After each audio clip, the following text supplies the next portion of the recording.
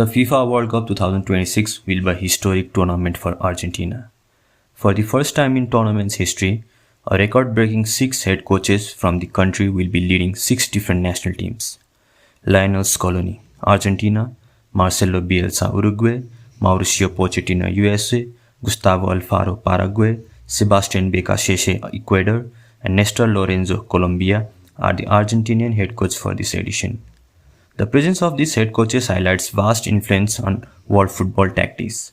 Among them, Marcelo Bielsa is the epitome of coaching in Argentina and world football. People call him El Loco, which means the crazy one. Gustavo Alfaro. The Paraguayan coach prioritizes a pragmatic, defensively solid approach that is built on a strategic discipline. Paraguay can be one of the most uncomfortable teams in the World Cup under his management. Having already lost their opening game against USA, still they possess the chance of making to the round of 32. Sebastian Becasese. The Ecuador's coach, who is highly influenced by Marcelo Bielsa, has transformed his team into a cohesive, high-intensity pressing team and solid defensively. But for them, struggling to score consistently has become a major drawback. Having narrowly lost their opening game against Ivory Coast, they need to take out results in the remaining group game to make it to the knockouts. Nestor Lorenzo. Nestor Lorenzo has shaped the Colombian national team into a team that is lethal and dangerous in transition and aggressive in pressing. His style of play demands a higher physical level to support the team and is aiming to conquest the title. Mauricio Pochettino. Mauricio Pochettino has already proved himself in the club level, but being a USA's head coach and co-host nation, the country will be looking for him to achieve more than what USA has achieved till the date. Pochettino's playing style demands extreme physical intensity with rotation that makes the team more aggressive and attack-minded. They may be on the high note, defeating Paraguay in the opening fixture. Marcelo Bielsa. Marcelo Bielsa, the crazy one, will be managing South American side Uruguay.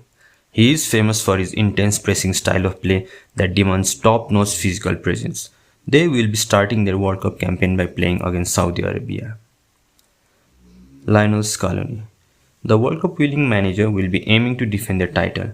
With around most of his World Cup winning players heading towards North America, they will be just not solely depending on Lionel Messi. If we look into Argentina's history, their football identity is built on a fascinating ideology between two World Cup winning coaches, Cesar Luis Menotti and Carlos Bilardo.